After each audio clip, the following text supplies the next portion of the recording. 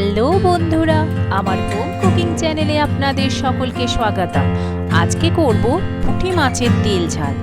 এই পুঁটি মাছের তেল ঝাল খুব অল্প উপকরণ দিয়ে তৈরি করব, আর গরম ভাতের সঙ্গে দারুণ লাগবে খেতে।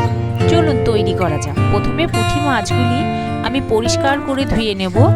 এবার পুঁটি মাছের মধ্যে দেব একটুখানি হলুদ, অল্প একটু নুন। এবার নুন হলুদ মাছের সঙ্গে ভালোভাবে মাখিয়ে নেব। অন্যদিকে কড়াইয়ের মধ্যে সর্ষের তেল দিয়ে দেব। তেল খুব গরম হয়ে এলে পুঁটি মাছগুলি আস্তে আস্তে সব ভেজে নেব।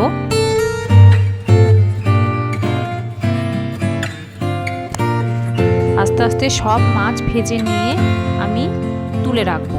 এবার ওই তেলের মধ্যে একটা শুকনো লঙ্কা ফোড়ন দেব, আর দেব কিছু পেঁয়াজ। পেঁয়াজটা বেশ ভালোভাবে নাড়াচাড়া করে নিতে হবে। অন্যদিকে আমি এই মশলার জন্য নেব একটুখানি জিরে, একটু সাদা সর্ষে, একটু পোস্ত, দুটি কাঁচা লঙ্কা। পেঁয়াজ বেশ ভালোভাবে ভাজা হয়ে গেলে দেব পরিমাণ মতো হলুদ, পরিমাণ মতো নুন।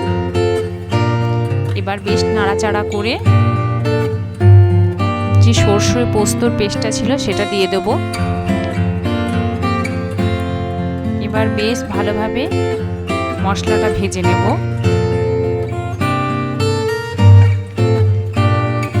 বেশ কিছুক্ষণ ভেজে নেওয়ার পর একটু কাশ্মীরি মির্চ পাউডার দিয়ে দেব।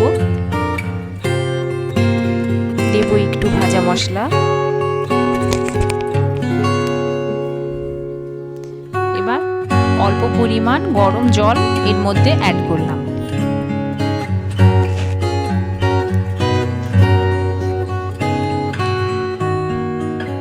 এবার বেশ কয়েকটা কাঁচা লঙ্কা চিড়ে চিড়ে দিয়ে দেব। দেব ধনেপাতা। এবার ভেজে রাখা মাছগুলি এই সর্ষের মধ্যে দিয়ে বেশ খানিকক্ষণ ফুটিয়ে তৈরি করে নেব পুঁটি মাছের তেল ঝাল। এই রেসিপিটি আপনাদের ভালো লেগে থাকলে আমাকে প্লিজ লাইক করবেন, শেয়ার করবেন আর সাবস্ক্রাইব করবেন।